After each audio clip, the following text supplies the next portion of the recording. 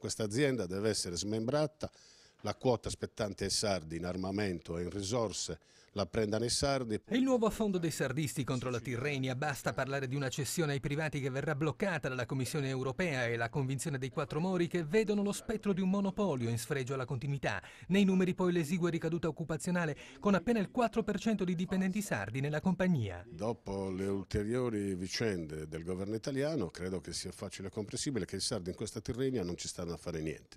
Su 1590 dipendenti i sardi sono 65, cioè il 4%. Credo che sia quasi ininfluente la presenza dei sardi per il costo che in tutti questi anni hanno pagato.